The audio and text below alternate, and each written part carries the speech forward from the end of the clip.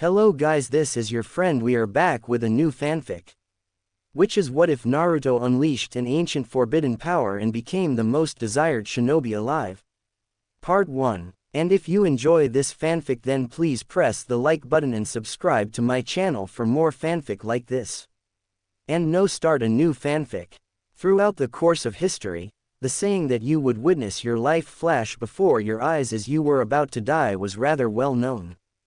Apparently nobody had informed the screaming blonde-haired boy of this saying, as the only thoughts going through his head as he plummeted to his death were along the lines of, "Oh Kami, I am going to die. I haven't even gotten Sakura-chan to go on a date with me. I still haven't kicked Sasuke Thames in a fair match. I'm going to kill that toad-humping pervert." Having stopped screaming as it was just a waste of breath, the boy placed his hands together in a handseal and closed his eyes in a feeble attempt to focus as he tumbled in freefall towards the bottom of the chasm. A faint blue aura glowed around him as sweat started to bead around his forehead, eyes twitching as he tried to concentrate on drawing out more of his inner power known as chakra. Underneath his obscenely bright orange jacket, an intricate seal fizzled to life upon his stomach as it pulsed slightly. Uzumaki Naruto was in a dire situation, a situation he was in due to his insane new mentor kicking him off the edge of a cliff and into Konoha's deepest chasm. Now that he put some thought into it, maybe the white-haired pervert was just another villager that hated him. Using his desperation for a proper mentor to lower his guard, then now succeeded in disposing of him without any trace left behind. To make matters worse, the Kyuubi no Yoko, which was sealed inside him at birth, was also refusing to release any of its chakra to the blonde. He could feel the tears building up in his eyes as he realized that this would probably be the end of his life. He would never get to fulfill his dream of becoming the most powerful Hokage. Before he could contemplate more, his eyes and mouth opened in a silent scream as he rammed into a rock outcropping from the side of the chasm. The impact easily shattering several of his ribs as he bounced off and continued to plummet, only in a heap of pain this time. "Can't stay conscious," Naruto thought, and as if some deity had heard his prayer, unconsciousness took him as he finally collided with the floor of the chasm with a sickening crunch and spray of red viscous liquid. Konohagakure no Sato, Endless Chasm Entrance. 0910. A white-haired man with a rather large stature paced back and forth in front of the massive chasm that lay before him. His face was pale with rivulets of sweat dripping down. He paused for a moment and glanced down the impressive gap in the earth for a few seconds before resuming his pacing, only he was biting his fingernails now too. "Kuso, where is the Gaki?" He should have ascended back up the chasm by riding one of the larger toad summons by now. The Kyuubi would have surely wanted to preserve its own life. Jiraiya of the Sannin was usually a rather aloof person, which was the total opposite of what he was currently feeling. Several further minutes of pacing later and the toad sage was hyperventilating as he stared down the chasm while on his knees, eyes desperately searching the dark abyss for some kind of sign. He felt tears stinging the edge of his vision as the horrible realization of what he had just done settled in. He had just killed a child that had not even begun reaching his teen years. Not just any child, he had just murdered the child of the man that he had considered his own son. "Naruto, please answer me. I'm sorry, Naruto." Jiraiya shouted into the chasm, his voice echoing off the walls, but there was no response. "I just killed him. I murdered Naruto. Minato, I'm so sorry, Minato." Jiraiya let the tears flow unobstructed down his face and into the chasm, tears of guilt, sorrow, repentance and many other emotions escaping the man in that instance. As the thought settled further into his mind, the white-haired sage found himself considering the act of seppuku, ritual suicide by disembowelment. It sure as hell would not bring his godson back, but at the very least, it would grant him release from this life so that he may not have to face the people that had loved the blonde-haired boy. Yet I can't even do that. Konoha still needs me around. And I still have many regrets that I have not yet settled as well. What is Sensei going to say when I tell him? He's probably going to kill me, Jiraiya thought morosely, pulling himself back up to his own feet and beginning a slow trudge back towards the Hokage Tower. Location unknown. 0915. Ba dump, ba dump, ba dump. Darkness was all there was to see, floating in an endless void of nothingness. He could discern the sound of his own heartbeat amidst the silence, a slow rhythmic thumping that echoed inside his head. Where was he? What happened? How did he end up in this situation? Questions upon questions piled up inside his head before a sudden moment of clarity struck him. The Chunin exams, I was training for the finals. That man, he pushed me down into the hole, just like the rest, nobody will acknowledge me. Naruto seemed to shrink in upon himself at these thoughts, curling up into a fetal position as his body floating through the void.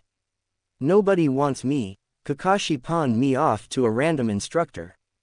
Sakura thinks I am an annoyance, she would never go out with me. Sasuke thinks that I'm holding him back, that I'm just a dobe. Even the Kyuubi would rather die than continue existing inside me. I am unwanted. Feeling a sudden overwhelming urge to sleep, he decided to give in as his eyelids fluttered shut and his breathing started to even out and slow down. Just as he was about to surrender himself to the void, a strange sensation surrounded his body in a way that intrigued him enough to crack his eyes open again. Wrapped around his form and drifting in the void around him were wisps of translucent bright blue energy that seemed to flow like water. Greetings, young one. The voice had the same properties as the energy, liquid-like, velvety, and seemed to just flow into his head. Hello, is someone else here? We are here, yet at the same time we are not. We are everywhere, yet we are nowhere. Okay, so what are you doing here, voice-san? The same reason, you are young one. And that is, to find a purpose. This seemed to stun the blonde-haired boy for a moment, not expecting to find another kindred soul in the desolate empty void that he had found himself in. How long have you been here? Did you manage to find your purpose? We have been waiting for a long time, too long for any of your kind to comprehend. We seek purpose, yet nobody could hear our calls, until now. Does that mean you have found your purpose? What is it? You are our purpose. Seeing the confused expression that had appeared on the boy, the voice decided to elaborate.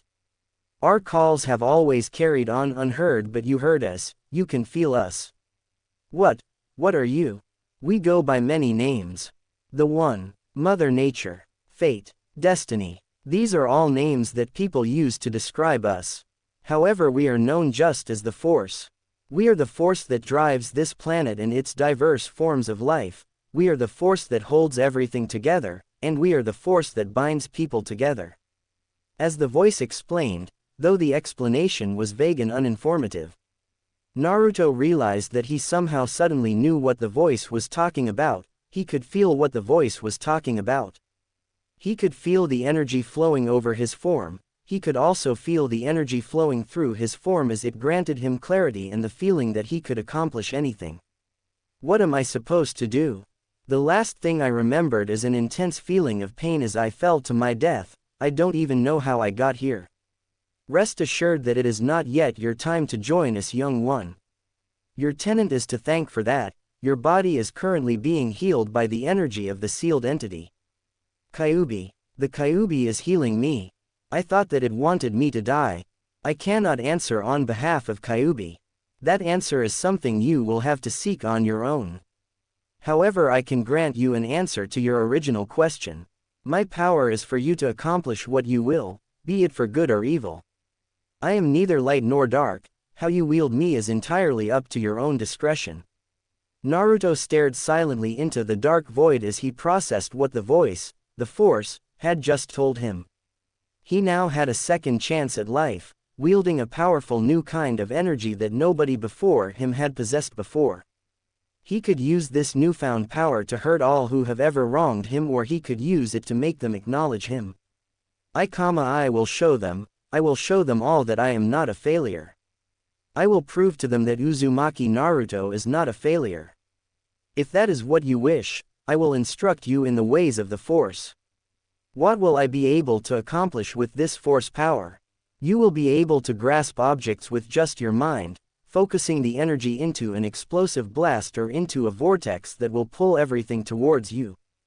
You will be able to influence the thoughts of weak-willed people, the ability to convert the force into arcs of lightning that will sear your opponents. That is just the beginning.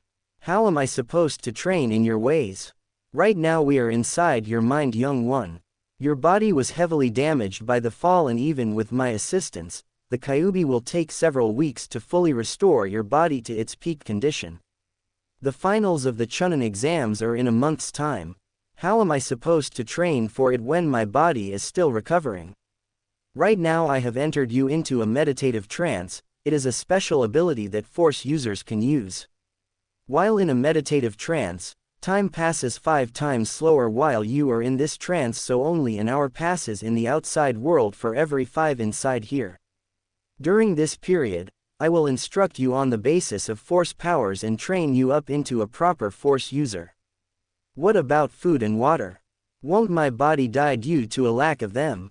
That is another feature of a meditative trance. Your metabolism rate slows to a crawl while in the trance.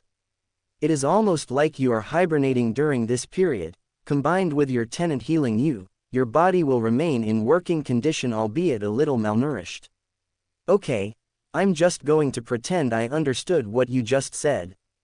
In simpler terms, it is like your body will be asleep for the entire month. Oh, so when do we start? Right now. Hokage office. 0915. Let me get this straight. You thought it would be a good idea to throw Naruto down into the endless chasm just because you wanted him to access the Kyuubi's chakra. You thought that putting him into an uncontrollable life and death situation would cause him to miraculously pull out even an iota of the Kyuubi's chakra. Quote, I trusted you, Jiraiya. I trusted you when you gave me your word that you would use this 1-month interval to train Naruto up to become a fine shinobi just like his father was. Instead you betrayed my trust. You betrayed Naruto's trust. Even worse, you betrayed Minato's trust in you that you would look after his son. Naruto is dead because of you. Quote. So potent was the killing intent being emitted from the enraged Sandaime that even his secretary outside the office had fainted, foaming at the mouth, from the pressure being exerted. The Ansatsu Senjutsu Tokushu Butai Anbu members that made up his personal guard were forced to drop the A-rank genjutsu that kept them hidden within the shadows, bracing themselves against the walls as they struggled to catch their breath. However, Jiraiya was forced to keep his silence due to a completely different reason, the reason being the wrinkle-filled hand that was clamped down around his throat like an unbreakable vice. The Sandaime Hokage had his arm held out before him, pinning the white-haired Toad Sennin to the wall of his office. Sarutobi Hiruzen was by no means large or imposing. In fact, he had always been on the rather small and lean side. Both of his male students had been taller than him, with Jiraiya being the largest as he held both the height and shoulder width. However, for all the difference in size, Jiraiya felt that he might as well have been the size of an ant as he gazed into the smoldering rage that burned within his teacher's gaze. Not only have you killed a shinobi of our village, the child of a Hokage, but also the Jinchuriki of our village. Do you know what kind of repercussions would befall us should any of the other villages catch wind of this? Quote. Hiruzen growled as he spun around and flung his student against the door of his office, breaking it into pieces and sending Jiraiya into the hallway. You're lucky you're more valuable to the village alive than dead, or I would have killed you where you were standing. You are to keep your silence regarding this issue. Now get out of my sight before I do something I regret. Jiraiya scrambled to his feet, hand massaging his throat, and performed a deep bow before disappearing in a gust of wind. The Anbu all heaved a hidden sigh of relief as the pressure slowly let up, allowing them to catch their breath and reapply their genjutsu. None of you are to say a single word of what happened in here, SS-ranked secret. If I find out that even an iota of information was released about this, I will hunt down and execute each one of you personally. Hi Hokage-sama, all of them acknowledged with a bead of cold sweat forming on their necks at the threat. Good. Now one of you please help poor Sakazuki-san outside before she chokes on her own saliva. One of the Anbu snapped off a salute before walking out the office to assist the secretary. The remainder stepped back into the shadows of their illusion. The elderly Hokage sighed tiredly as he collapsed back into his seat, burying his face in his hands. Saving himself the humiliation of allowing his subordinates to see the tears that flowed down his cheeks, tears of grief and sorrow at the apparent death of his surrogate grandson. 1 month later. Bottom of endless chasm, 0900 hours. The sound of 2 muffled impacts broke the concentration of the blonde-haired youth sitting cross-legged upon the unforgiving stone ground. Eyes fluttering open from the meditative state he was in, the origin of the noise was revealed to be 2 completely identical copies of himself that were each holding onto different objects. Raising himself up from his sitting position, he accepted the objects in hand before he mentally dismissed the 2 cage bunchen as their purpose had been accomplished. Opening the first bag revealed a stack of neatly folded clothes that he had his clone purchased to replace the destroyed orange jumpsuit that clung to his frame. Quickly stripping himself free of his old jumpsuit, he donned the clothes that he had purchased at the advice of someone else. Once fully outfitted in his new clothes, he turned his attention to the other bandaged item that he had placed onto the ground. Carefully unwrapping the cloth that bound it, revealing a midnight black sheath decorated with golden kanji markings along it. Placing his hand upon the handle, he grasped it tightly and unsheathed the blade. A well-crafted silver blade greeted him, a simple kodachi that he had his clone buy from a shinobi weapon store. Satisfied with the craftsmanship, he slid the blade back into its housing before tying it to his waist. Seems like someone is ready to show his presence to the world once more. The voice was not the same one that had tutored him in the ways of the Force, instead this one held a deeper tone and always ended with a growling sound. This was the voice of the Kyuubi no Yoko, 9-tailed demon fox, that resided in the seal that was painted on his stomach.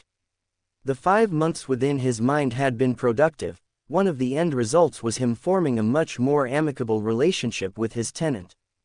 Time to show the world that Uzumaki Naruto is back, better than ever.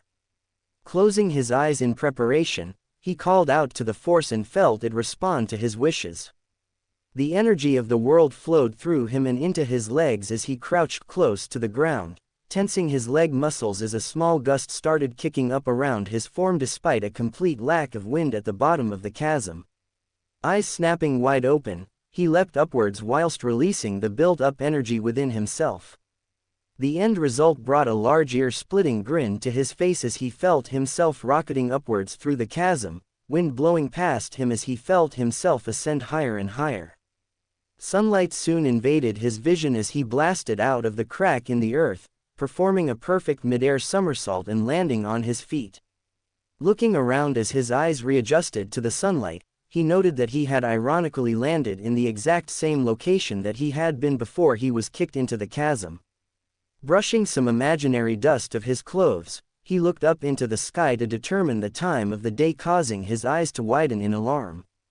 Kuso. I hope I'm not late for the finals. Kanahagakure Stadium, 0900 hours. The day of the Chunin examination finals had finally arrived. Streams of excited villagers and visitors filtered into the stands at a steady pace. Murmurs and whispers of excitement filled the air, numerous people discussing about the final lineup of competitors and for whom they had placed their bets on. A special portion of the stands had been cordoned off for competitors as well as their teammates. A few of them had already begun to settle down there. Forehead, where the hell are your teammates? Shut it, Ino Bunta, pig. I'm sure that Kakashi-sensei is at fault for making Sasuke-kun late, he is always doing things like this.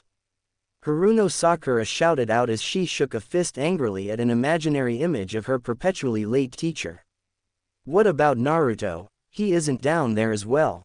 Ino pointed out as she gestured to the field below. True enough. Gathered on the field that consisted off the main arena of the stadium were the final competitors in the Chunin examinations bar a few. Currently gathered on the field were the figures of Hyuga Neji, Nara Shikamaru, Aburame Shino, Sabaku no Gaara, Sabaku no Tamari and Sabaku no Kankuro. Which meant that 3 competitors were missing, Uzumaki Naruto, Uchiha Sasuke and Kinuta Dosu. Now that you mentioned it, that's pretty strange. Naruto has never been one to be late for anything, Sakura admitted as she rubbed her chin in thought. Actually, I haven't heard anything from or about him for the entire month. I at least catch a glimpse of Kakashi-sensei and Sasuke-kun around town whenever they break from training. It's like he just vanished. I'm sure he just found a secret location to train in so that nobody will bother him or spy on him. Came the brash voice of Inuzuka Kiba as he plopped himself down into the seat behind the two gossiping girls. Spy on Naruto. Both of them echoed with equally incredulous expressions on their faces, clearly disbelieving of what the Inuzuka heir had just suggested. Hey, it could happen. He did defeat me after all. He farted at you. Ino deadpanned, causing a cloud of depression to form around the suddenly sulking boy. Don't remind me, I had to endure a week of teasing from both my Ka-san and Ne-san. Yosh, what youthful conversation were you partaking in, my fellow youthful comrades? A sudden voice cut in, prompting them to look for the source despite them only knowing two particular people who spoke in that manner. Limping down the stairs with the help of a pair of crutches as well as his female teammates, who shot them an apologetic look, was the form of one Rock Lee. His arm and leg still in casts, a reminder of the ruthlessness of the sand-wielding Suna Genin. Helping him down into one of the front row seats, Tenten turned her curious gaze upon the rest of the Genin in hopes of someone filling them in. They were discussing about the missing competitors, two of them being Naruto and Sasuke, Akamichi Choji kindly explained, though his words were punctuated by the crunching of potato chips that he was stuffing himself with. Naruto-kun will surely appear. He is a fellow genius of hard work and had sworn an oath to defeat Neji-kun during the preliminaries. His youthfulness would not allow him to break such a promise. Yosh, Lee cried out with vigor, clearly excited to see his genius teammate go up against a fellow dead last. Despite the eccentric way he said it, Lee is right. From what I've heard and seen of Naruto-san, it doesn't seem like he would be one to break such a solemn promise. Tenten said, adding on to what the bowl-cut Genin had mentioned. Anyo, I agree with Lee-san and Tenten-san, and Naruto-kun wouldn't break any promise he makes, Hyuga Hinata stated in her usual soft-spoken tone, fingers pressed together in a shy gesture. Yeah, I agree. Naruto may be loud, annoying and dumb, but he would never break a promise that he made. Working with him for all these months has taught me that much about him at least. Sakura said with a smile, convincing herself not to worry about her teammates. Cage booth, 0900 hours. Has there been any sign of either Uchiha Sasuke or Uzumaki Naruto? Sarutobi Hiruzen asked the Junin beside him, keeping up appearances that the blonde Jinchuriki was missing instead of the actual truth. Unfortunately, we have had no luck in locating either boys or Kakashi-san. Not to worry, Hokage-sama, we have Anbu teams searching for any traces of them. I understand. Any further words were interrupted by the arrival of several men within the booth, the one in the lead wearing the customary robes of a kage with two Suna Junin on either side of him. Well, if it isn't Kage Dono, I trust that the trip here has been of no issue for you. Hiruzen started the conversation with some friendly banter. Not at all. In fact, I am rather glad the Chunin exams are held here this time. I fear that while you're still young, your body might not have been able to handle the strain of traveling to a different country. Maybe it's time for you to decide on a Godime 5th. The Yondaime Kage shot back, his tone teasing, causing a chuckle to emerge from the elderly Kage. Ha ha ha, please don't treat me like an old man, I still have at least another good 5 years inside this body of mine. Well now, I think it's about time we begin. The audience seems to be getting antsy. Pushing himself up from his seat, the Sandame stepped forward to address the crowd. I would like to thank everyone for coming to attend Konohagakure Chunin selection examinations. Of all the participants that had gathered here on the first day, their numbers have been whittled down through various tests of intellect, endurance and skill. Now only 8 remain. This 8 will compete in a tournament-style bracket system until only a single winner emerges. We will now start the main tournament matches. Please stay and watch till the very end. If there are 8 finalists, It appears that two are missing, the cage commented offhandedly, though it was still heard by the Sandame. When Naruto does not show up, everyone will just assume he quit due to his nerves or for some other reason. I can't let such sensitive information such as our village's Jinchuriki having died escape. Hiruzen thought to himself, his eyes betraying the sad thought of not being able to see his surrogate grandson perform in the finals. Shiranui Genma twirled the Senbon in his mouth around as he fished inside of his flak jacket before pulling out a piece of paper. Unfurling it, he presented it to the awaiting genin. Expressions of surprise flared across several of their faces. That's right, there have been some minor changes to the tournament layout due to the sound genin forfeiting due to personal reasons. Please check again to see who you will be fighting.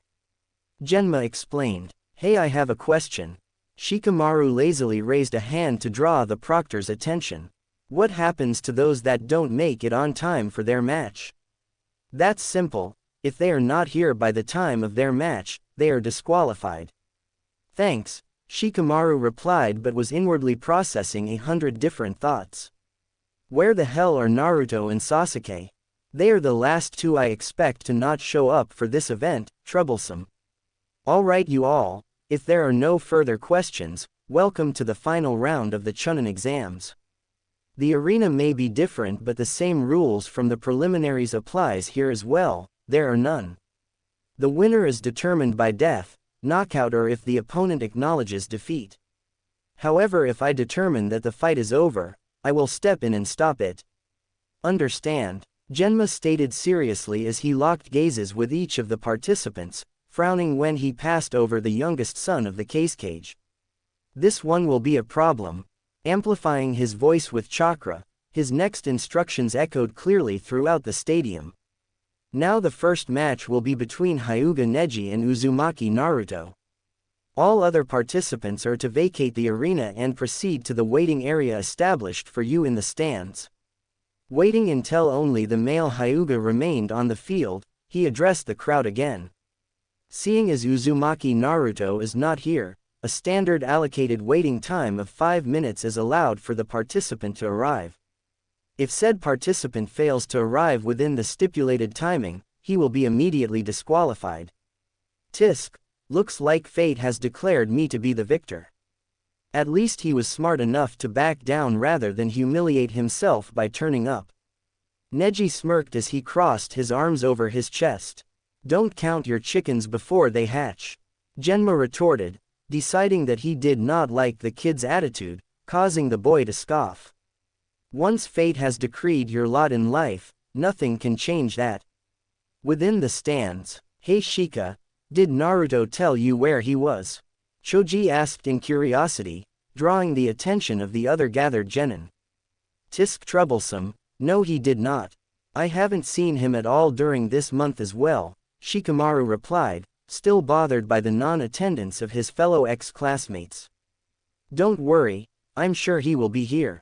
Sakura stated with resolution, confidence shining in her eyes. Forehead, Ino did not expect such confidence from her pink-haired rival, especially towards the blonde dead last of the academy. Naruto, he has always been there to pull us through when it mattered. During the wave mission at the bridge and in the Forest of Death, it was always him and Sasuke-kun that got us through. So I've decided to put my faith in my teammate that he will once again pull through even when the odds are counting him out.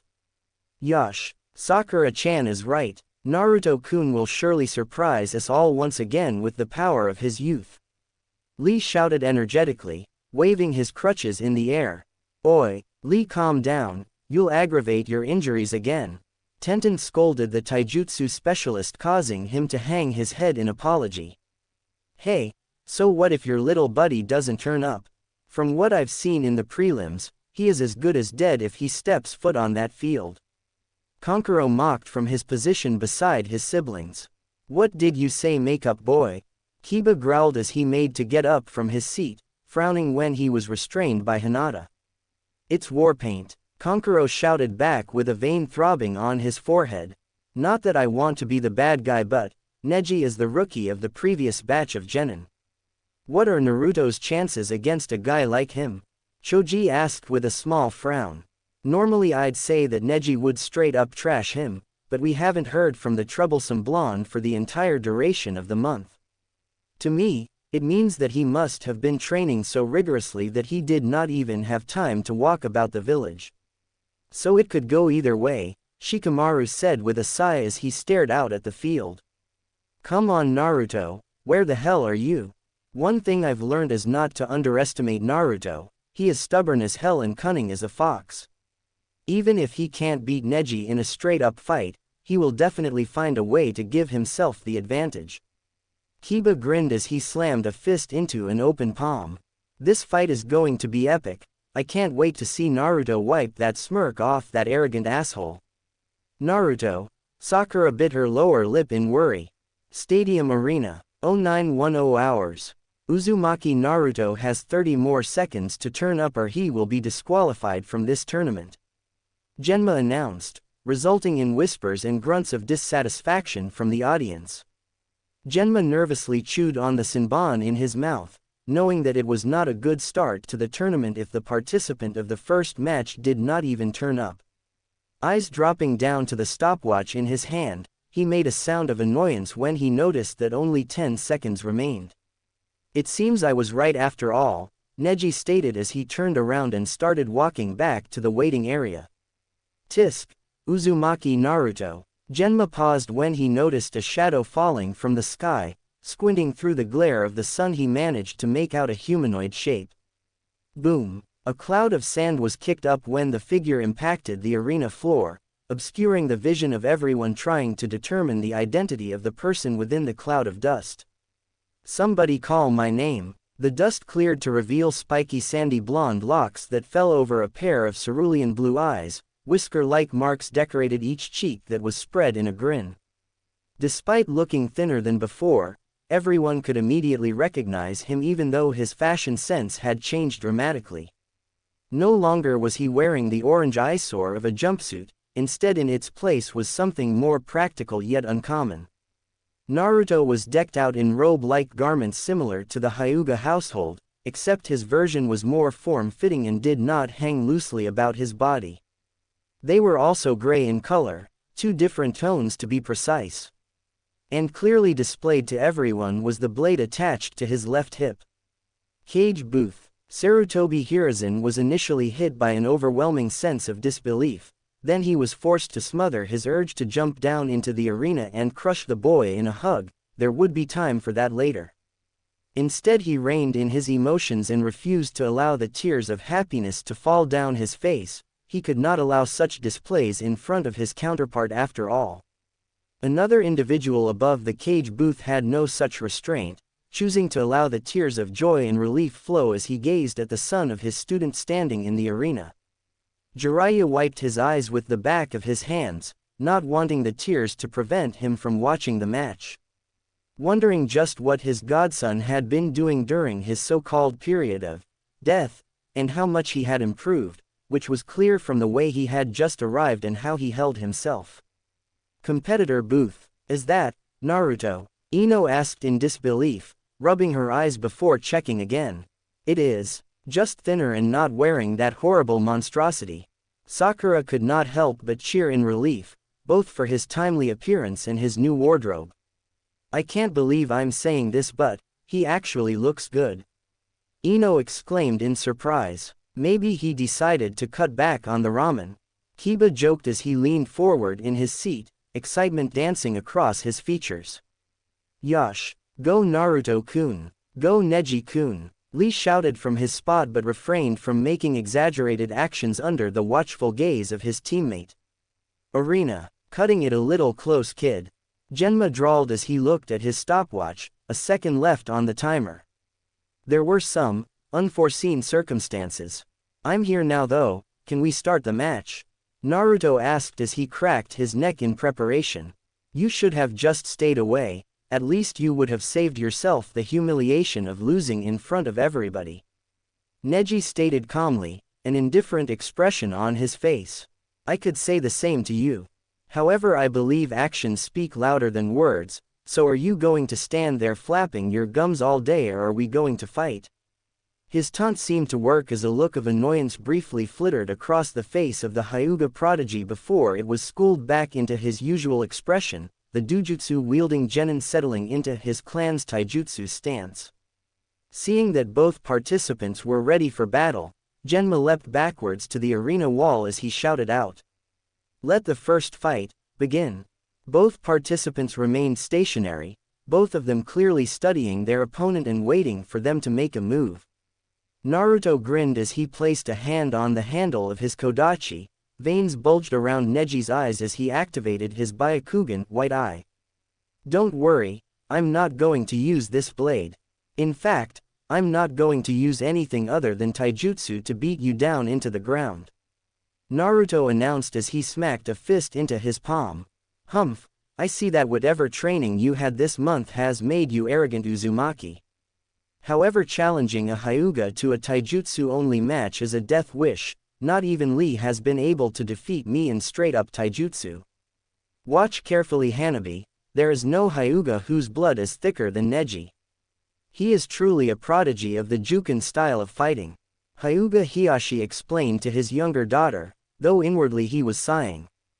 "A once-in-a-lifetime prodigy, and he was born to the branch family, Hizashi. There is truly something wrong with our clan."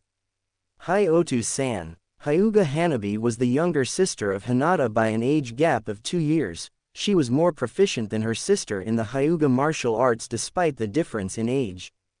That boy, he just claimed that he would go up against Neji Nissen in taijutsu only. Interesting.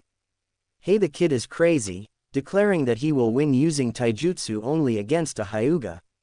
I'm not even a Konoha shinobi and I know that is straight up suicide.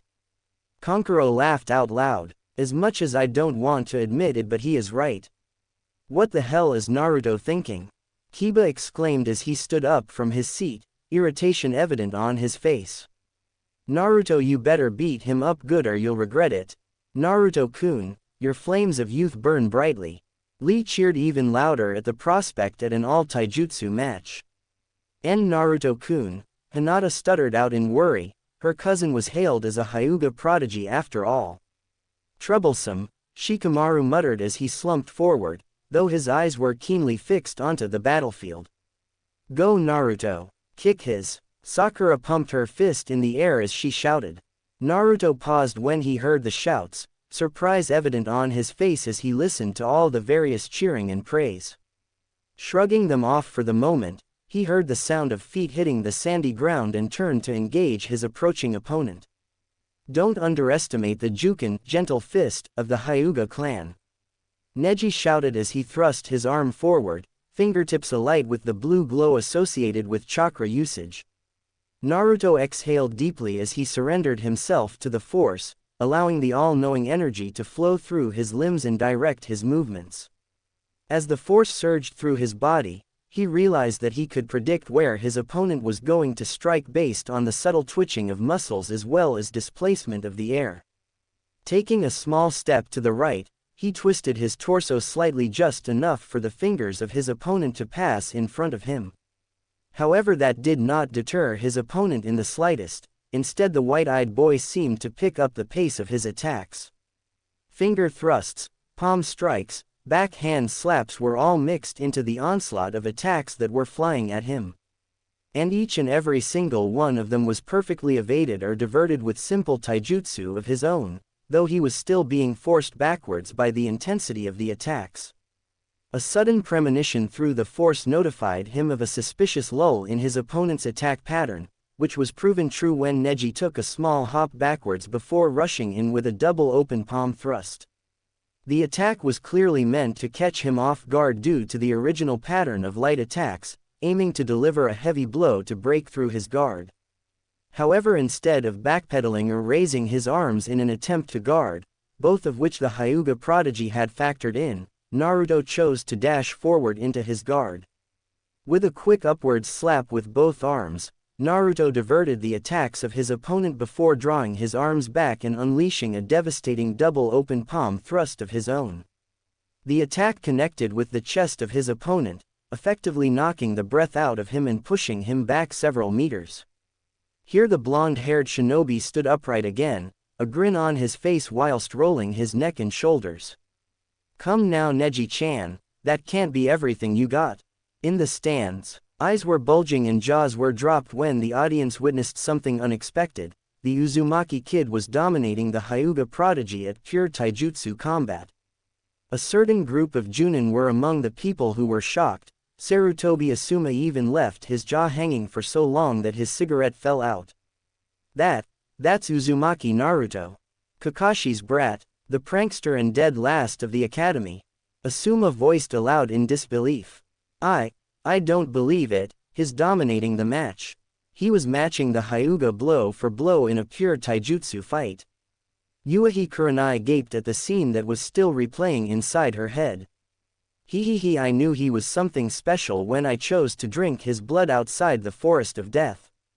Woo! Go Naru-chan! Kick that pompous assholes! Mitarashi Anko was cackling madly as she cheered, causing sweat drops to form on many of her fellow colleagues' faces.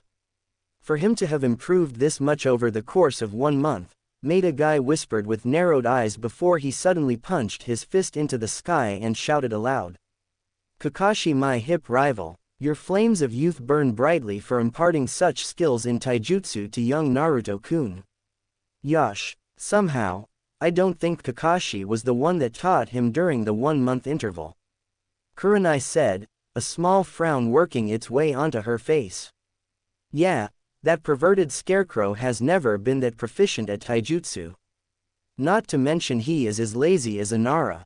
No way could he have brought Naru-chan up to this level of taijutsu."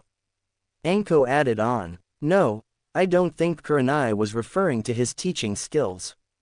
What she meant was that the few times we saw Kakashi, he would always be with Uchiha Sasuke. We inferred that he was probably teaching the last Uchiha to properly use his Sharingan and tips on how to fight that Suna Genin with the gourd. Asuma said with a frown as well. That was certainly something for the gathered Junin to think about. Woo! Go Naruto! Knock some sense into that asshole! Kiba shouted out as he slammed his fists onto the railing. Turning around, he pointed a finger at the surprised Kankuro. "You are so going to get your handed to you by him? That is if you even get past my man Shino here. That is illogical. His rate of success is smaller than the size of my Kikaichu," Shino stated in his calm tone. Kankuro growled and reached for the bandaged puppet on his back, but a strong grip on his arm by his sister, along with a disapproving shake of the head, was enough to stay his actions. Turning his attention back to the field, he ground his teeth and bared with the mocking. "If you aren't going to come to me, I guess I'll just have to go over too." His statement was cut short as he disappeared in a blur of speed, a small cloud of sand rising from the point that he had kicked off. Neji barely had time to raise his arms in a cross guard before a haymaker crashed into his guard, the impact forcing him back several steps. He could feel his bones groaning in protest from the hit, something that had only ever happened when he was sparring with Guy before. Just how strong are his blows? He was not given any more time to think as his Byakugan spotted his blonde-haired opponent rushing in from his left flank. He twisted his body around and flung out a jab. Naruto foresaw the attack and easily batted it away before throwing a hook at the side of his opponent's head, which was dodged at the last second by veering his head backwards. A victorious grin broke out across the face of the blonde-haired shinobi as he unclenched his fist and grabbed a fistful of his opponent's shirt. "Gotcha, you elusive bastard, Kuso. No choice, I have to reveal my trump card," Neji cursed as he started to pivot about his right foot, pushing out chakra from all the tenketsu located around his body. Kaden, heavenly spin. Naruto was forced to let go in surprise when a dome of rotating chakra expanded around his opponent, the force pushing away everything in an outwards direction. As the Hyuga prodigy spun to a stop, there were obvious friction markings on the ground around him that depicted just how strong the rotational forces were. "Otu-san, that was?" Hanabi asked as she glanced at her father, whom had an expression of surprise on his face. "Yes, the Kaden, a technique from the Hyuga main branch family that is only passed on to the heirs. For him to have mastered it on his own, Hiyashi could not help as a small smile tugged at his lips. Brother, You have truly left your legacy behind. Don't blink or you'll miss it because it is already over for you. You are within the field of my divination. Neji spoke out loud as he slid into a low stance, one hand near his outstretched foot and the other hand held out directly behind him. 2 palms. Neji blurred forward in an impressive display of speed as he performed 2 consecutive jabs towards his blonde-haired target, only to blink in shock when he slipped around them. Focusing on his attack once again, another 2 consecutive jabs were made followed by another 4 consecutive jabs. 4 palms. The blonde slipped through the attacks again.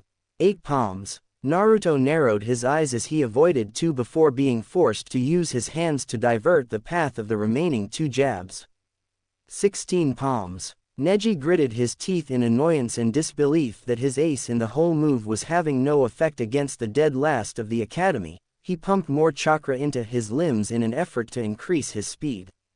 32 palms. The intensity of the next 16 jabs had Naruto on his toes as his senses were forced into overdrive to keep up with the speed at which the jabs were being thrown at him. A small side step followed by a backhand, a twist of the body followed by an open palm to divert another jab, a tilt of the head followed by a nudge of an elbow. To the people viewing the fight, it looked more like a well-choreographed dance than an actual fight. 64 palms. The final onslaught of 32 jabs were delivered at such a blistering pace that it put the previous 16 to shame. They came at nearly twice the speed and intensity. Sweat started dripping down the neck of the blonde Uzumaki when he realized that his body was not conditioned enough to keep up with the pace, even if his senses were honed enough to keep track of the attacks. Several attacks were breaking through his guard, closing the tenketsu points that were hit and numbing the affected area in an instant. Cerulean blue eyes widened slightly when a particularly powerful thrust slammed into his left shoulder, knocking him off balance just as his opponent reared back to deliver the final blow. Hake Rokujuyan Sho, 8 trigrams 64 palms.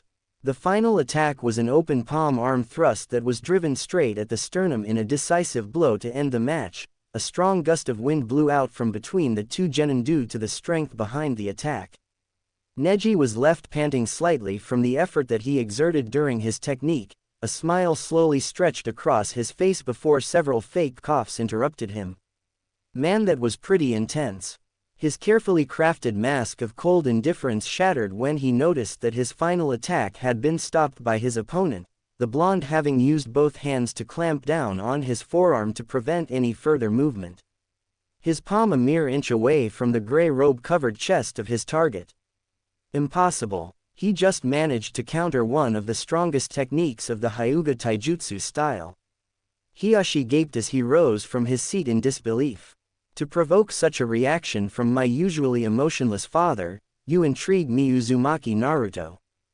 Hanabi thought to herself, a small smile on her face. That was a pretty close call, just means I have to get my body back into shape again. Naruto exhaled in relief before he lifted his head and stared straight into the Byakugan of his opponent, a smirk forming upon his face. Over for me, you said? Well, looks like I'm still standing, so I guess it's my turn now. Tugging the captured arm forward, he tucked it under his left armpit and trapped it there against his ribs in a tight grip. In an attempt to retaliate, Neji aimed a jab with his remaining hand only to have it caught in a grip by the wrist. Not wasting any time, the blonde slammed a force-enhanced knee into the opponent's unprotected stomach. HRK. Neji grimaced as he coughed out a wad of blood from the blow. Without any mercy, the unforgiving force-driven knee slammed home twice again, with each time holding significantly more force. Releasing the gasping genin from his makeshift hold, Naruto delivered a flurry of hooks, jabs and haymakers that found purchase on every inch of the Hyuga genin's face before ending with a double rabbit punch to the chest. Neji grunted in pain as his body was blasted backwards, though he managed to stay upright through sheer force of willpower. Breaking into a run from his stationary position, Naruto accelerated towards his opponent only to stomp his right foot into the ground at the last instance and pivot about it. transferring the entirety of his built-up momentum into a single devastating roundhouse kick that connected squarely against his opponent in the chest, the force behind the kick blasting Neji straight across the field and into the wall of the arena. Dust from the impact slowly drifted away to reveal the prone and unmoving form of one Hyuga Neji, blood leaking from the corners of his mouth. Winner, Uzumaki Naruto of Konoha, Genma announced as he lifted the hand of said genin skyward, subtly whispering to him. Good fight, kid, glad to see that brat get knocked down a peg or two, maybe 10 from that beating you gave him.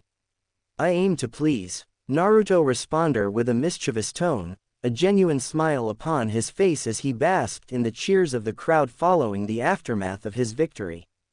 Turning around to make his way back to the competitor waiting area, he clenched his fists as translucent swirls of force energy gathered around them. Through death may we find purpose, through purpose may we find life, and through life may we find the force.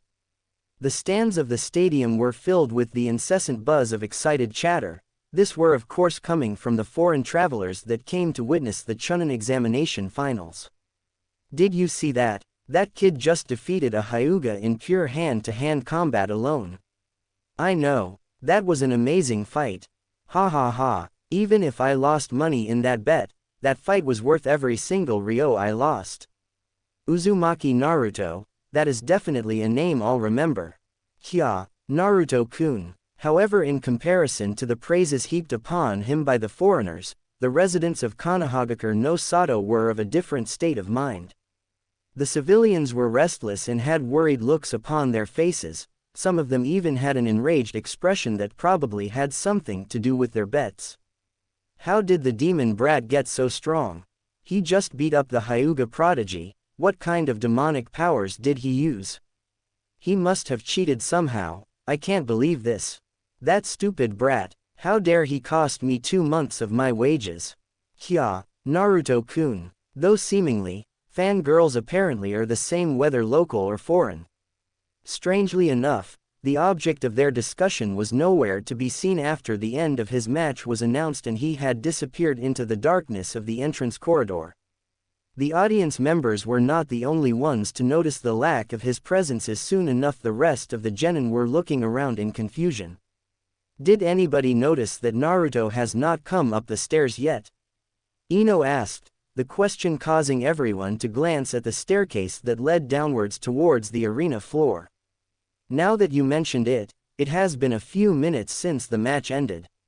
Shouldn't he be up here already?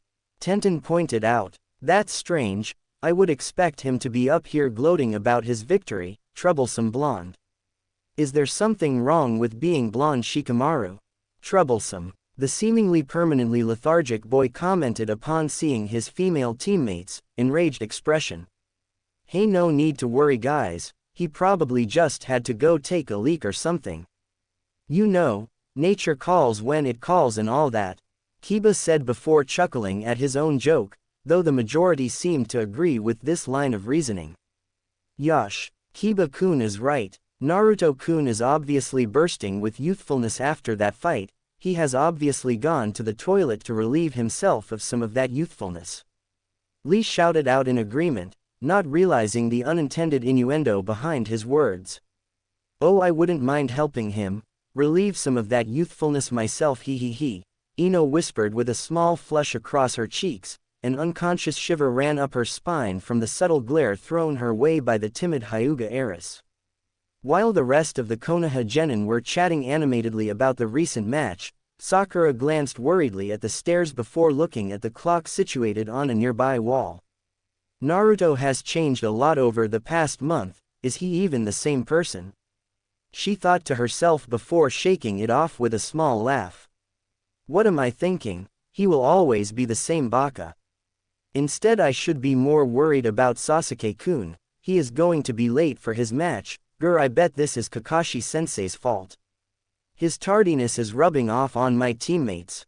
Konoha Stadium, infirmary, pain. That was the first feeling that Hyuga Neji was reacquainted with upon regaining his consciousness, a dull aching pain that covered the entirety of his torso and a majority of his face.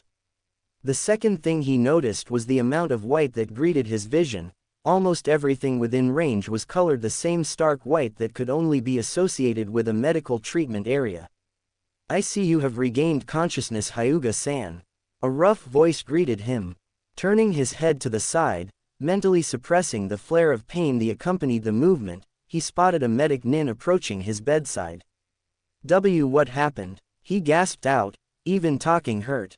After Uzumaki-san decimated you, the emergency response team was dispatched and carried your body back here for treatment. We're in the infirmary wing of the stadium.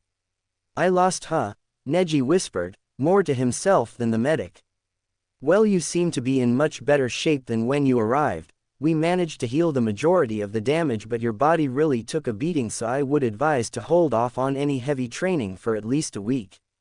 The medic stated in his gruff voice, deactivating the diagnosis jutsu that he had used to check his patient. I see. Well, I'll get going now, seeing as you have a visitor waiting to speak with you. He has been waiting there ever since we brought you in. Hearing the sound of footsteps approaching, the pale-eyed boy tilted his head again and surprise fluttered over his features when he noticed the familiar blonde mop of hair as well as whisker-like marks. Have you come to gloat about your victory, Uzumaki? He sighed in resignation. No. What? I said no. Is that so hard to understand? If not, then why are you here? Silence descended upon the pair for a good duration after the question was asked. It was neither a tense silence nor was it a comfortable one. You're not a bad person, Neji, that much I can tell. Naruto started off, surprising the bed-ridden genin. Life dealt you a shitty hand. You were born into the branch family and your father lost his life in exchange for his brother in the main family. A brief pause occurred as the blonde-haired youth seemed to ponder his next words. What you fail to understand is that you are not controlled by these circumstances. Take me for example. I was born an orphan. I had never felt the love of a family and had nobody to raise me. I lived off the streets and was shunned by a majority of the population, not to mention the dead last of the Shinobi Academy. Naruto raised his arms out wide and smirked. Look where I stand now. I trained hard, harder than anybody I know to get to where I am. I am living proof that whatever hand that was dealt to you by fate can be changed. Neji remained silent as he processed the words that hammered into his psyche. Take a look at yourself as well. You are hailed as a prodigy of the Hyuga clan despite being born into the branch family. You trained hard to surpass the limitations that they placed on you, even going so far as to surpass the heir of your clan. What is that if not defying fate? Seeing that the Hyuga prodigy was lost in his own thoughts and sensing the presence of another approaching, he turned around and started walking away. Don't let fate control you. You are the master of your own destiny. Looks like there is someone else here to visit you. As if on cue, Hyuga Hiyashi stepped out from the shadows of the corridor that lead into the infirmary. Uzumaki Naruto, I have to say that your performance was something I definitely did not expect. Hiyashi stated, keeping his tone polite and neutral. Hyuga-san, I excel at the unexpected. Now I think you have someone far more important to talk to than me. I'll just be getting out of your hair. Naruto replied flippantly as he continued strolling past the Hyuga clan head and down the corridor, where he felt another presence. Turning the next bend, he spotted a girl that was about a year or two younger than him. She had long black hair that fell down to her mid-back as well as framed her face. He pegged her as a Hyuga the moment she turned to face him and revealed her pale, pupil-less eyes. Her attire consisted of a simple black sleeveless training gi, under which she wore a mesh shirt. Uzumaki Naruto, yes, though I can't say I know who you are. Apologies, I am Hyuga Hanabi, younger sister of Hinata-sama. Hanabi stated as she performed a formal bow. Ah, I see. Though there is no need to be so formal with me, it's not as if I'm royalty or anything. Naruto said casually, though he was subtly probing for her intentions through the force. Be that as it may, I respect strength and you have definitely impressed me by your performance against my cousin. Hanabi said with a small smile before a curious look overtook her features. Though I am curious as to how you managed to guard against the Hake Rokujuyan show, 8 trigrams 64 palms, it is something that only the most talented and experienced of Hyuga clan members can accomplish. Also, that's her angle, she is curious about my abilities. Now Hanabi-chan, Naruto smirked when he noticed the slight twitch at the suffix. A shinobi has to have his secrets, after all deception is the greatest weapon. Though let's just say that I have a little voice in the back of my head that tells me stuff. First off, it's Hanabi-san to you. Second, what are you even talking about? What voice? That would be telling, wouldn't it? The blonde-haired shinobi grinned as he resumed his walk back towards the stands, not before throwing one last remark over his shoulder. See you around, Hanabi-chan. Grr. That insufferable. Hanabi growled as her eyebrow twitched in annoyance with her face red from a mixture of anger and embarrassment. Within the stands, hey, where the heck is Sasuke? Isn't his match next? Naruto called out as he emerged from the stairwell. He hasn't arrived yet. Speaking of which, where the heck did you disappear to after your match, huh? Sakura shouted as she pointed finger at him accusingly. Shrugging dismissively, he walked over to the railings and leaned his head on it. Had a lot of adrenaline left after the fight, decided to take walk. That's not important though, Sasuke does know that his match is next, right? He will be disqualified if he does not show up. Confucius once said, "The wise do not approach the dangerous."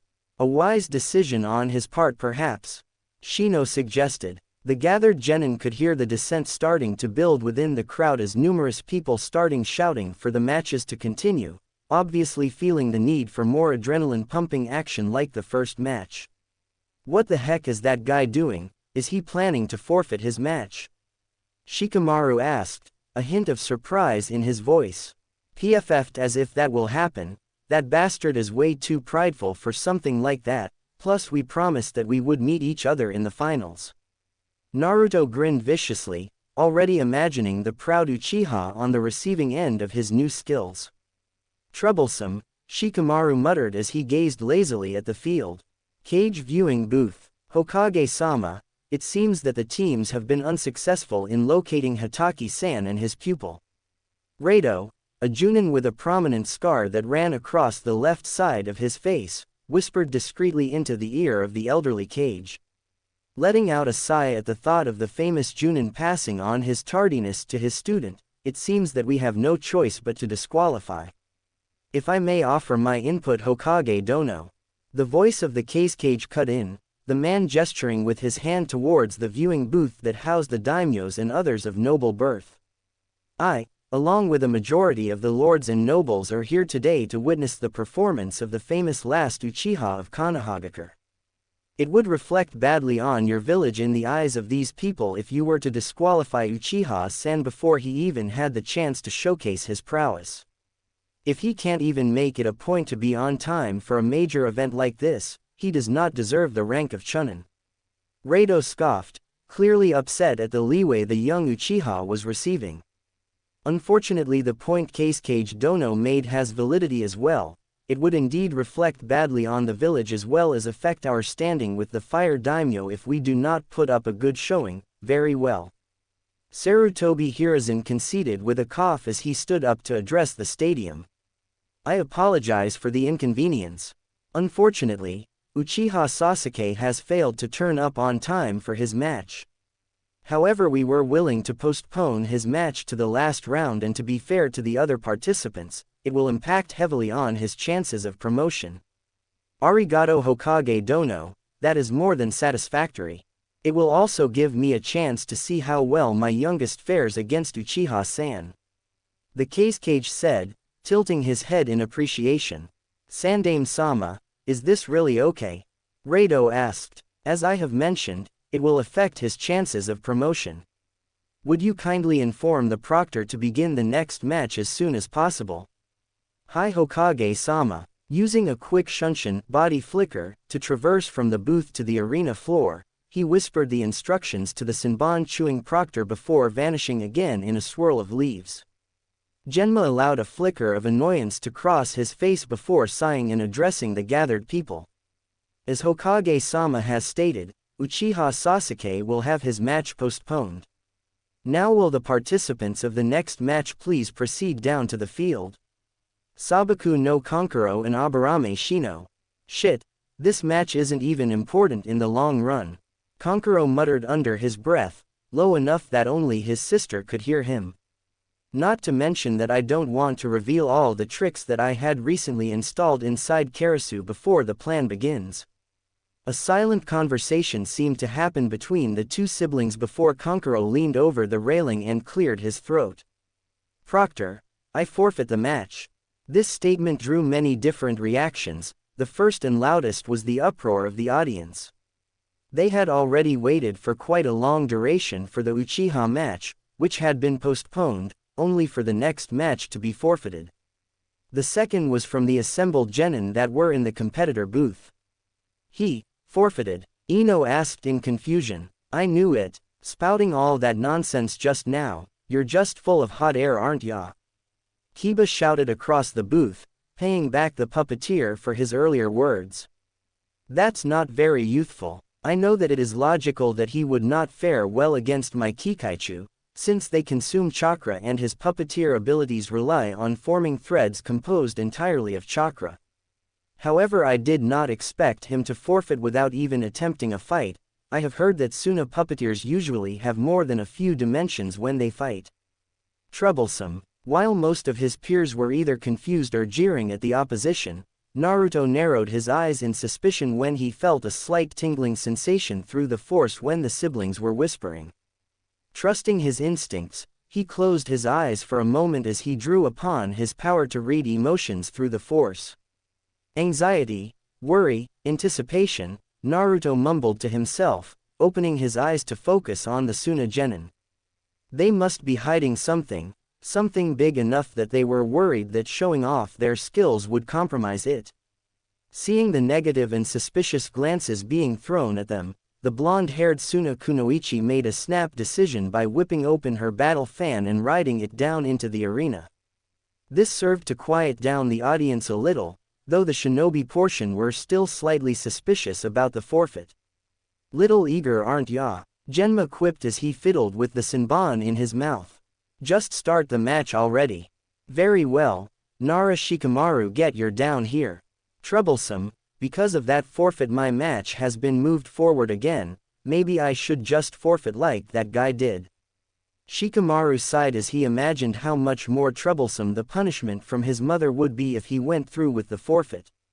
With feet dragging, the pineapple-haired genin shuffled his way down the stairs and onto the field where the harsh glare of the morning sun beat down on him.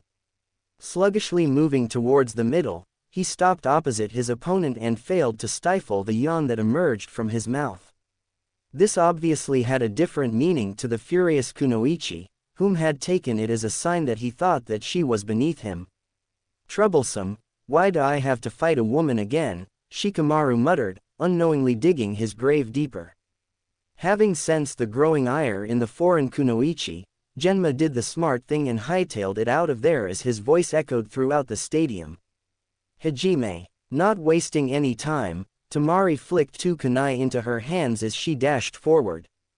This action caught the resident Nara genius by surprise, as he expected for her to resort to using her large cumbersome weapon. Alas, she did not fall prey to his veiled attempt at taunting her. A quick leap back put him out of range of her swipe, though the danger did not end there as she immediately launched her weapons at him. Pulling out a kunai of his own, he used it to deflect the oncoming projectiles, and his eye caught sight of her charging at him with fan in hand from his left flank. Sensing something amiss, he leapt back and palmed the kunai in his hand at her direction. Narrowing his eye in realization when the kunai sailed right through the kunoichi, revealing that it was an ordinary bunshin no jutsu. With a start he remembered how she had glided down into the arena and snapped his head skywards in time to see her form falling towards him, battle fan brandished above her head. Thinking quickly, he brought out a couple of smoke bomb and detonated them a moment before she slammed her fan into the ground with a roar of anger. The wind generated from the impact point served to instantly clear away the smokescreen, but it had already served its purpose as the Nara had performed a quick substitution with a log from the nearby forested area. Geez, that would have killed me, troublesome woman. I know you're hiding in there, boy. Temari called out as she glared at the small patch of forestry. If I remember correctly, the Nara clan uses shadow to attack and bind their opponents. So he is probably trying to lure me into the trees where there will be more cover and shadows for him to attack me with. Go Shikamaru, get her with a 16-hit combo attack. Ino shouted out from her seat. Not that I'm not happy, but, Munch, don't you think that for Shikamaru to be in the finals? Munch, it seems a little out of place. Choji asked suddenly, between mouthfuls of his chips. Don't say something like that. Sure, he may not be the strongest, but Shikamaru is fantastic at coming up with strategies and plans. I have a feeling that is how we were able to make it through these exams in the first place. Ino replied with a grin. Yeah, I guess you're right, but he'll just quit soon anyway. I'm telling ya, Shika finds this kinds of things a hassle, so he is definitely going to throw in the towel soon. Choji stated with a shrug before going back to snacking on his chips. And this is me telling you that you're wrong. Just now he totally made his way down into the arena without anyone telling him to. He is surprisingly revved up for this match. Ino said before standing up and punching her fist in the air. Go Shikamaru, kick her ass. Tisk, troublesome blondes, said Genin muttered when he heard the shout before looking up at the sky. Look at those clouds, floating so freely up in the sky without a care in the world. I even became a shinobi because I thought it would make life more interesting. An image of Naruto standing triumphantly over the beaten form of the Hyuga prodigy appeared in his mind. Slowly a smirk made its way onto his face as he pressed his fingers together in a weird hand sign. I suppose things can't always be that simple, and I can't look like a after Naruto put up such a great show. Temari could feel her patience running thin as she waited for her opponent to show his face. She caught sight of a flicker of movement just as a handful of kunai launched out of the foliage in her direction. She brought her fan about and deflected the weapons with ease. Looking up, she saw the Nara leaning against the trunk of a tree with a bored look on his face. Troublesome woman, why are you making this longer than it has to be? He drawled, digging a finger into his ear. That's it, punk. You asked for it. Temari roared in anger as she snapped her battle fan fully open, exposing all three moons as she reared it backwards in preparation. Futon. Kamedachi no Jutsu, wind release, sickle weasel technique. A large hurricane-like gale blasted forward and smashed into the forested area of the arena. This resulted in a large cloud of debris and smoke being thrown into the air. Eyeing the cloud carefully, Temari instantly sprang backwards when a tendril of shadow shot out from the smoke in her direction. A couple more leaps and the shadow seemed to be stretched to its limit, which she quickly marked in the dirt with the edge of her fan. Temari, above you. Hearing the warning from Kankuro, she looked up in shock to see a barrage of kunai falling towards her. Maneuvering her fan into a makeshift shield, she hid behind it as the kunai peppered the area around her. Feeling the impact stop, she peeked out to see her opponent slightly roughed up from her attack. Not bad, you managed to dodge that, though you did get some help. Troublesome, Shikamaru sighed as he rubbed the back of his neck. Temari narrowed her eyes as she reappraised the genin that stood before her. I need to stop underestimating him, it could cost me that match. What was that? I didn't think Shikamaru would put up such a good fight. Kurenai exclaimed in surprise. Yeah, the brat didn't strike me as much. Anko added in. To actually calculate the angle and strength required for the kunai to land in the spot he wanted, whilst distracting and guiding her to the spot using his shadow, incredible. You know, Shikamaru-kun is great at planning strategies, so much so that I have never won a single game of shogi or go against him before. Asuma stated with a weird smile on his bearded face. You're speaking of a board game, this is a real battle, you know. Kurenai said, upset that he was not taking her seriously. It is said that those games originally had their roots as a device for tacticians to plan their wars with. So I guess you could say that Shikamaru has the making of a genius tactician. Asuma replied calmly, still nursing his expression as well as cigarette. Genius. We are talking about the same Shikamaru that had grades equal to that of Naruto in the academy, right? Well, he always claimed that it was too much trouble to fill in all the answers, so he chose to do those that required the least effort but still granted him a passing score. That always struck me as strange since he excelled at strategy games, so I had him take an IQ test in the guise of a game. So, how was the result? Kurenai asked. Yeah, Beardy, don't keep us in suspense. Anko chimed in once again. He sure was a diamond in the rough, Asuma said, his expression finally morphing into a proud smile. He is a super genius with an IQ over 200. T200. Kurenai exclaimed in shock, as did several other eavesdroppers, while Anko just whistled in surprise. Just watch, I'm sure he will surprise us again. Deciding to take the match more seriously, the Suna Kunoichi fueled her technique with significantly more chakra than before and unleashed it with a shout. Futon. Kameidachi no Jutsu, Wind Release, Sickle Weasel Technique. As the wall of roaring wind rushed towards him, Shikamaru drew a kunai and darted behind a tree trunk to endure the attack whilst removing his vest. Fumbling around for a moment as the attack started to settle down, he launched a handful of kunai at his opponent before darting towards another location and firing off another salvo. Tamari leapt away as soon as the first wave of kunai flew in her direction, only to curse when the second salvo zoned in towards her landing spot. Analyzing her available options, she spun around and used her fan as a prop to vault over the spot as the kunai slammed harmlessly into the frame of the battle fan. Unfortunately, that was not the end as her eyes caught sight of the shadow making its way towards her once again. She calmed somewhat when she noticed that she was well behind the marked line in the dirt. What? To her shock, the shadow did not slow down and instead shot past the dirt line and towards the point where her fan connected to the ground. Without any choice, she chose to relinquish her main weapon and pushed herself off with a grimace when she noticed that her opponent had used the shadow cast by her fan to continue extending his reach. She found herself in the routine of leaping away again, something that she deeply hated as it made her look weak. Tamari allowed herself to breathe a sigh of relief when the shadow once again thinned out and slowed to a stop, the point of which she marked with her foot. I see. You wasted time for the sun to shift position in the sky so as to extend the reach of your attack. Also forcing me to use my fan in such a manner that benefited you. I severely underestimated you. Tamari grudgingly admitted. It's not over yet, the Nara genius replied cryptically. What do you mean? Her eyes widened when a black dot on the ground slowly expanded into a growing shadow. Springing backwards, she glanced up to see that her opponent had created a makeshift parachute using his vest, headband and a kunai. Sweat dripped down his head as he focused on his technique. Shikamaru could feel himself tiring already but persevered as he pumped more chakra to increase the speed of his shadow and sighed in relief when he finally felt it catch hold of his opponent. Kujumain no Jutsu, Shadow Imitation Technique, Success. Tisk.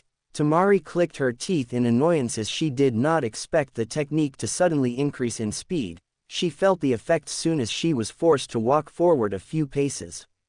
Surrender, Shikamaru called out from across the arena. Noticing the fatigue in his tone as well as the expression on his face, or what? It looks like you're going to run out of chakra soon. Or, here he reached out, forcing her to do the same, and snatched at the empty air above him, though this was not the same for her as she grabbed the makeshift parachute out of the air. I detonate this explosive tag in your hand. A brief scan of the object in her hand revealed that he was not bluffing. There was indeed a primed explosive tag adhered to the back of the vest. Realizing that she was defeated, Tamari called out to the proctor. I forfeit. Sabaku no Tamari forfeits this match. The winner is Nara Shikamaru, Genma announced, earning a roar of approval throughout the stadium. See, I told you that he would win. Ino pointed out to Choji, who had dropped his chips in shock. No way. Yeah, go Shikamaru, Ino cheered, though she was soon joined by a majority of the Konoha genin. Impressive. Naruto said as he eyed the lazy genius in a new light. As he stood in the center of the arena with the audience cheering his name, Shikamaru allowed a smile to form on his face as he placed his hands in his pocket and shuffled back towards the stairs. That wasn't so bad, though I still would rather be cloud watching. Genma shook his head with a smirk as he watched the lethargic genin, the one that nobody had any expectations of, turned out to be a real dark horse, I would say. Just as he was about to call out the next match, a slight surge of chakra usage followed by a tornado of leaves appeared in the center of the arena. As the technique died down, it revealed the figures of Hatake Kakashi and Uchiha Sasuke standing back to back, though it looked rather comical due to the height difference between them. Name? Genma asked with a serious tone, though mainly just to annoy them. Uchiha Sasuke, he replied in his usual arrogant tone, though his wardrobe did change slightly. He had foregone his usual blue shirt, white shorts combo for a new set of clothes. A black high-collared tee with the Uchiha emblem displayed on the back, a pair of black shorts and bandages wrapped around both legs as well as his left arm. Kya, Sasuke-kun is finally here, Ino and Sakura shouted together, resulting in them butting heads again. You worked so hard for your victory and she has already forgotten about you. Sorry Shika, Choji thought to himself, a nervous chuckle escaping his lips at the familiar sight of the two rivals. Told ya he would come, Naruto stated with a grin, arms crossed across his chest. Troublesome, Shikamaru added as he emerged from the stairwell, though a grin could be seen on his face. I would be lying if I said I wasn't excited for this match as well. Meanwhile, in the other part of the booth, the two elder Suna genin were watching their younger brother with unease. Gaara had a maniacal expression on his face the moment his black-haired opponent had appeared, a hand placed over his face as his breathing intensified. Don't worry mother, I am going to kill him, I'm definitely going to kill him. Shit, I haven't seen Gaara like this in a long time, Tamari cursed as she clenched her fist subconsciously. Hey Gaara, Don, forget about the plan. Kankuro was cut off when his sister clamped her hand down hard over his mouth, her voice whispered harshly into his ear before he could even utter a protest. Don't talk to Gaara right now, unless you want to be killed. I'm going to kill him, mother will be happy once I paint the sand with his blood. Gaara laughed aloud as he turned around and descended down the steps, his laughter echoing throughout the corridor. The two siblings could only glance at each other in worry. Sorry, are we late? Kakashi directed the question towards the annoyed-looking proctor, who was considering shooting his senbon between the eyes of the elite Junin. Your tardiness seems to be rubbing off on your subordinates, Kakashi-senpai, Genma drawled as he tilted his head in the direction of the stands. Your blonde-haired brat also arrived by the skin of his neck, a second more and he would have been disqualified. Locating Naruto proved to be harder than he thought, though that could be because both members of Team 7 were looking for an obscenely bright orange jumpsuit. They soon managed to find him and what they found gave them a shock. Naruto looked drastically different than when they had last saw him. Yeah, I was shocked too when he appeared, apparently he did a lot of growing up over the month. Defeated the Hyuga prodigy in a straight-up taijutsu fight. Genma smirked when he noticed that the usually laid-back man bolted up right upon hearing that. Even the resident Uchiha prodigy snapped his head over. What did you just say? Naruto managed to defeat Hyuga Neji, a prodigy in the Juken gentle fist style of combat, in a taijutsu-only fight. Kakashi looked absolutely stunned at the information, not to say the genin accompanying him was any different. The Dobi, he managed to defeat Neji in a taijutsu fight? Sasuke asked in disbelief, his eyes traveling from the proctor to the stands and back again. Would you like me to repeat it again? Uzumaki Naruto completely dominated Hyuga Neji in an entirely one-sided fight, it doesn't get more detailed than that. Unless you would like me to submit a report on the step-by-step beatdown he delivered as well as the number of bones broken. That won't be needed. Kakashi replied quickly as could sense the growing annoyance within his fellow shinobi. So I take it that Sasuke here hasn't been disqualified yet. Fortunately he was not, though his tardiness will weigh heavily on his chances at promoting to the rank of Chunin.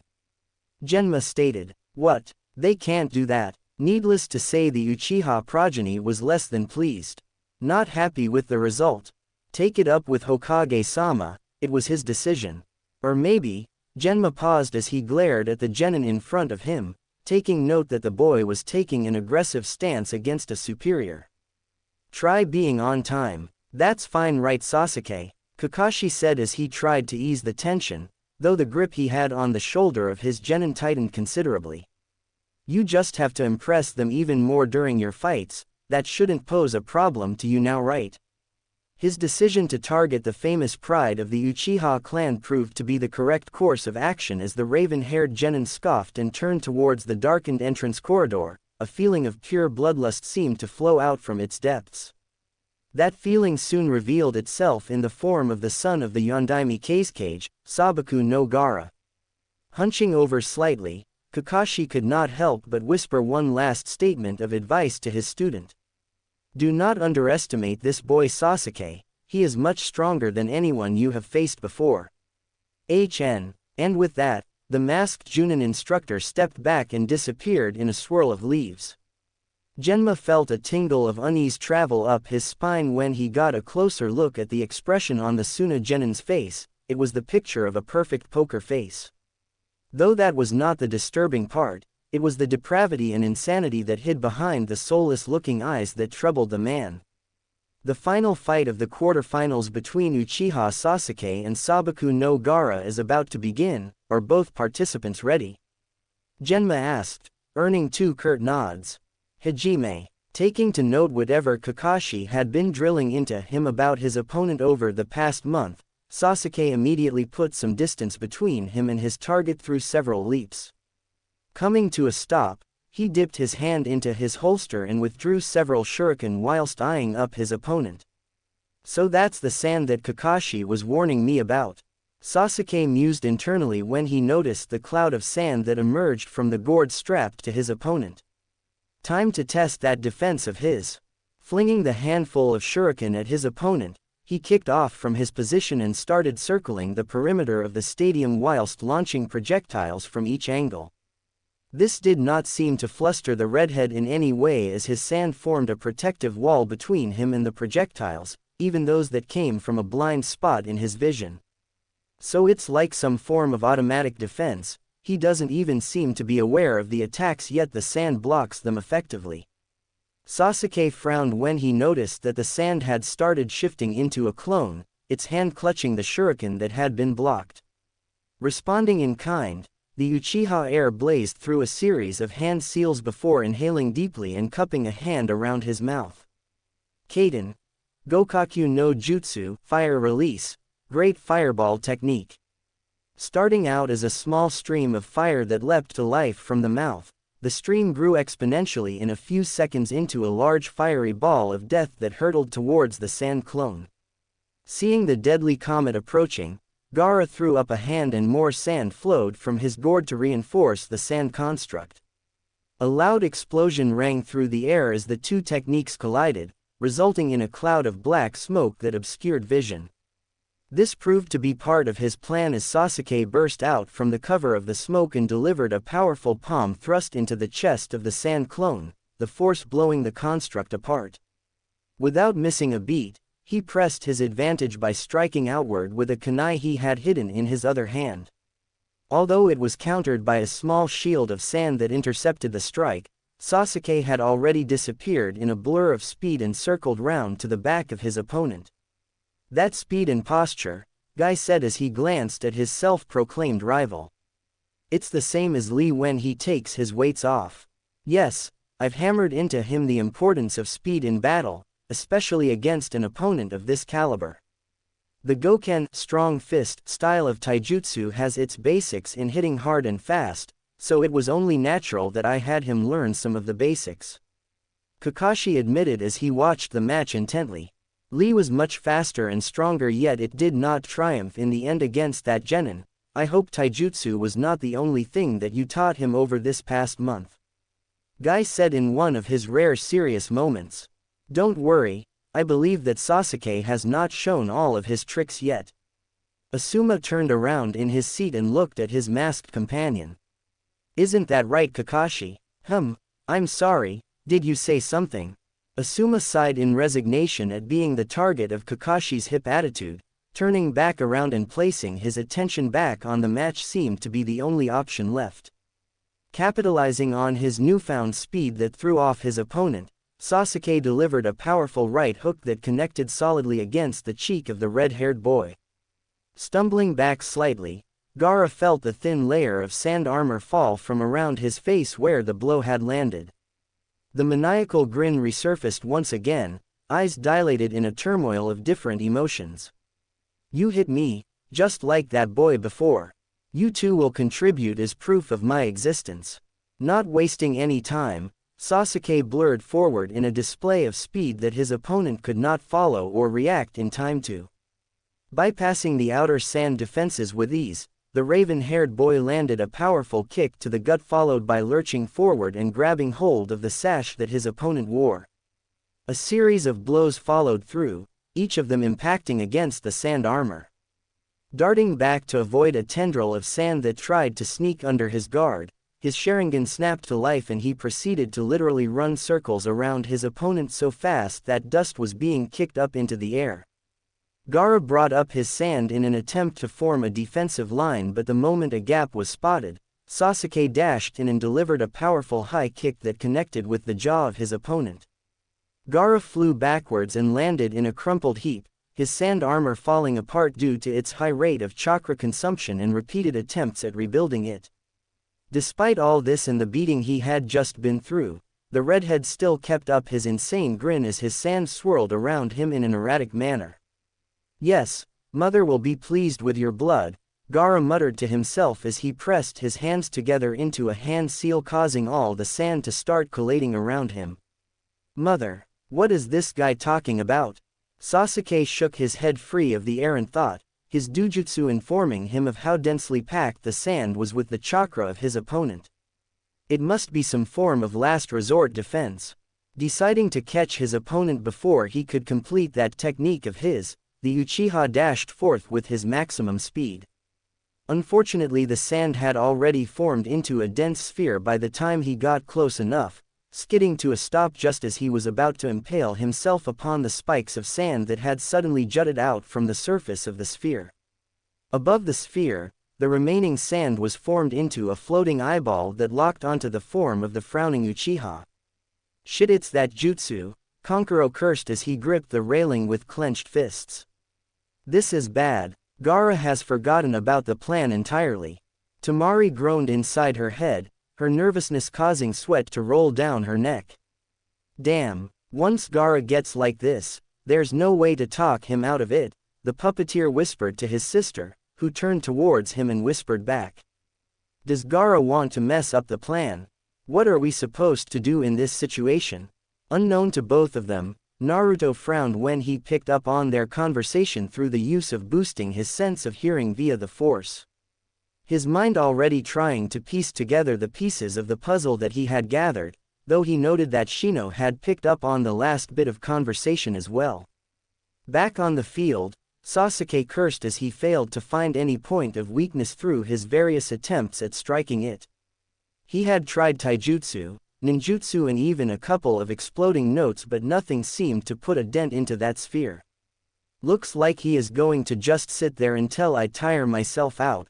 Well, looks like it's the perfect time to use my new jutsu since it takes quite a bit of time to set up.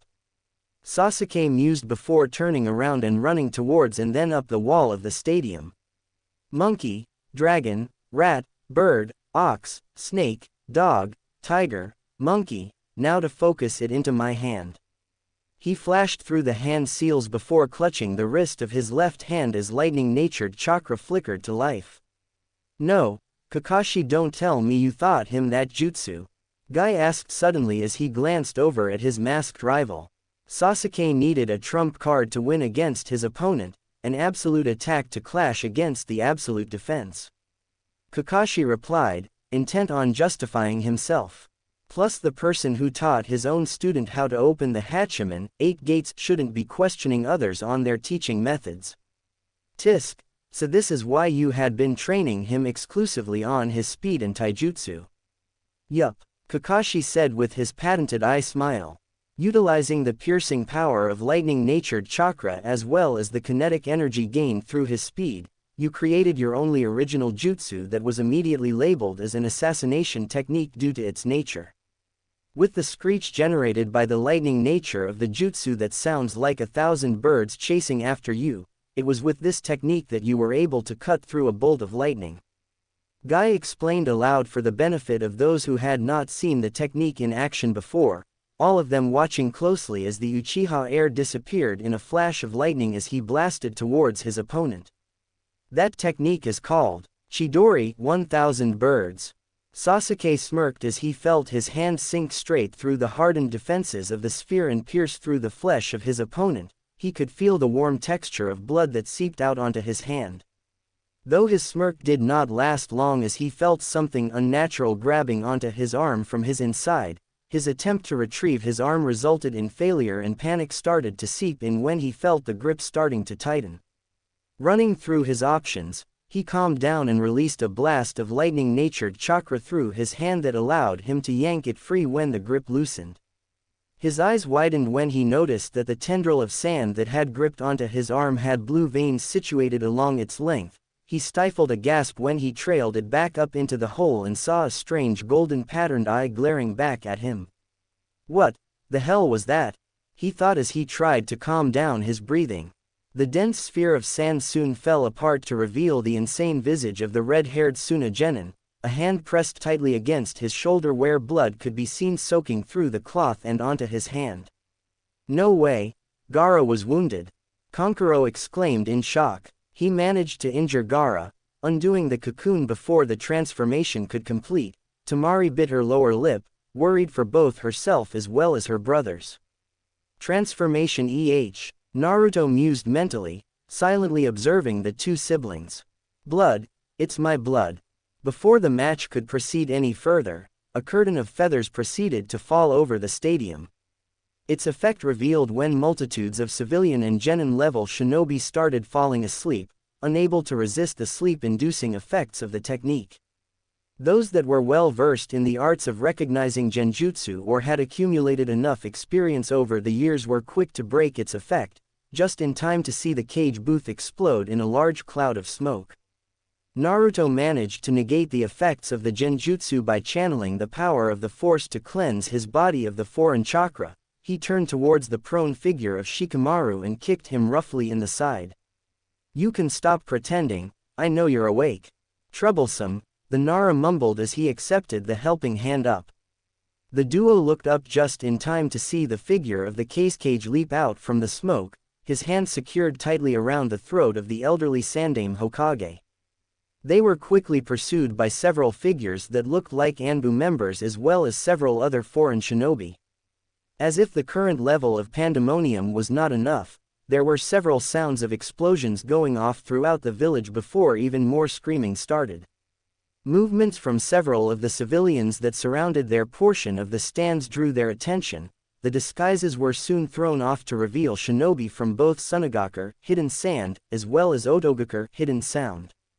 Taking a quick glance around, Naruto spotted that several of his classmates had managed to break the genjutsu and that the two Sand siblings had leapt down into the arena to assist their crazed younger brother.